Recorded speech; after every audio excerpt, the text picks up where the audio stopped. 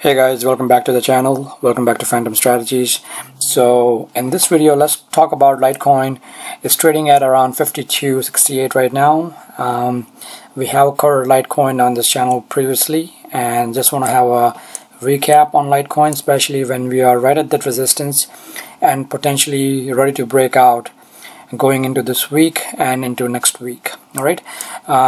So before we get started, if you're new to the channel, please make sure you subscribe to the channel.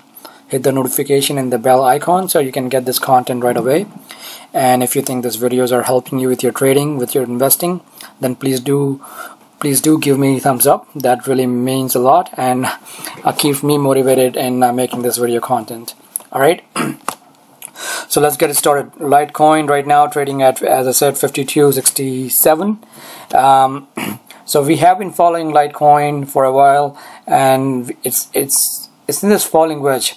So the falling wedge is a pattern where, you know, the price action is becoming narrow and narrow.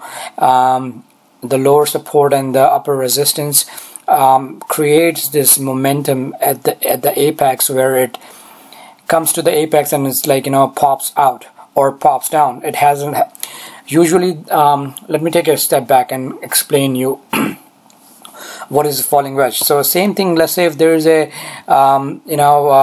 a rising wedge, if it has happened, like there are, like, you know, instances where there is a rising wedge, which is a bearish pattern than bullish pattern. So what happened is, like, the price action is not making higher high in the rising wedge, and in this case it's not making lower low. So you see this, we are not making a lower lows in this falling wedge pattern.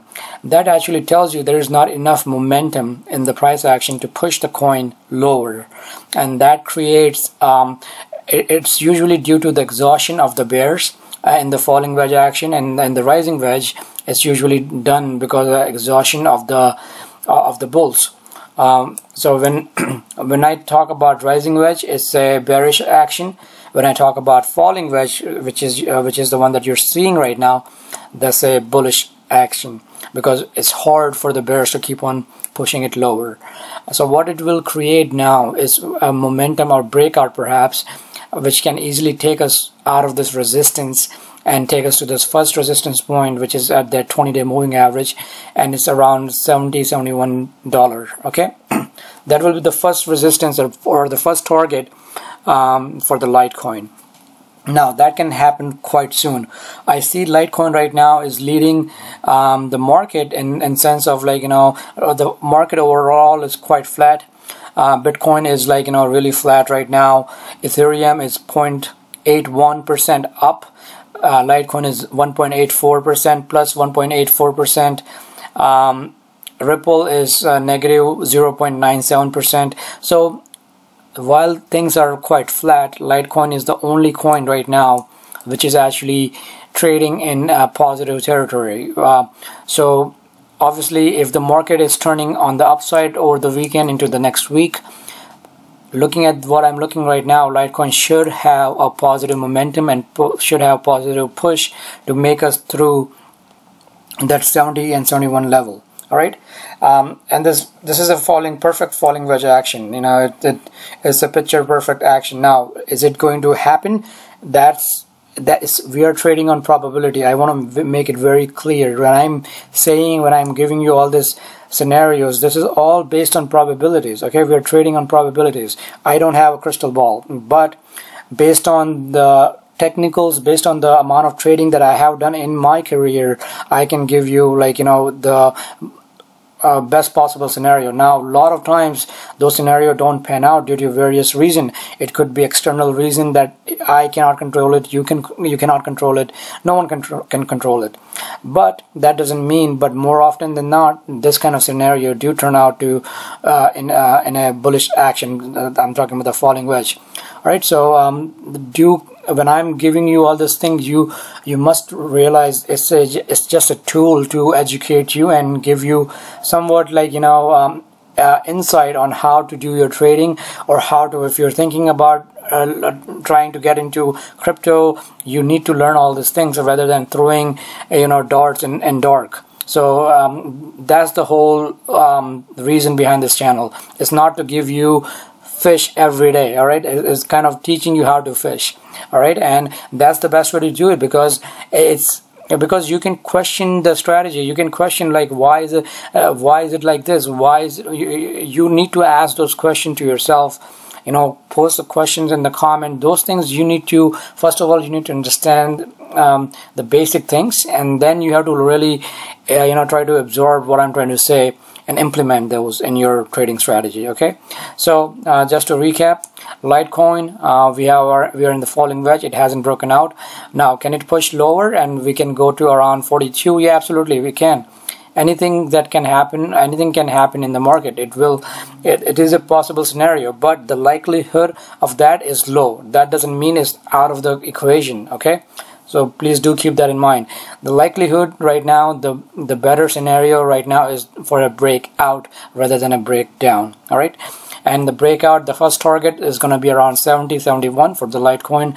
We have to reevaluate at that point how is the overall market trending. What kind of volume we are getting into this market, what kind of volume we are getting the Litecoin.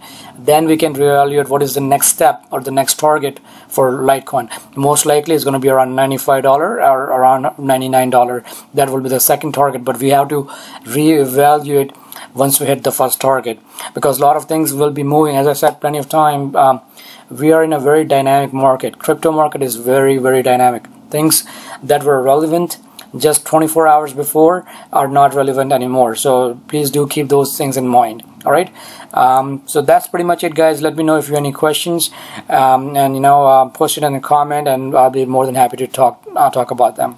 All right, one thing I still want to reiterate: if you're trying to if you're trying to create your portfolio, or if you're trying to analyze your portfolio, please make sure that you have a balanced portfolio. What do I mean by a balanced portfolio? You don't want to have too many speculative coins, so you're not just throwing everything okay, let's get something of that, something of this, and just trying to make a mess. All right, you need to really evaluate what kind of coins you're getting into, what kind of project they are, what is the fundamental value of those coins, and then create your portfolio. All right, so just don't throw money at something that you heard about and without any plans or any portfolio strategy. You need to, even if you are just investing with $1,000, just make sure you have some kind of plan rather than just throwing money at it. Because a lot of time what happens is people throw money at it, they will make some money out of it, and then they think it is okay for keep on continuing to do that. And then that's really gets you into trouble, because then you, instead of $1,000, next time you will be investing with $10,000, and you will be applying the same irrational logic of throwing money left to right, and then you will get in real trouble. I have seen that again and again, time and time again. I have seen that. So please stay away from that. If you need help with the portfolio analysis, I'm still offering that. So shoot me an email. You can find that information down in this video. Shoot me an email on the portfolio analysis. I'm still offering that services. So if you think that you are ready for that, to make some changes in your portfolio, if you have learned a little more about your portfolio, or you're getting started, I can definitely help you with that. All right, that's all, and talk to you soon.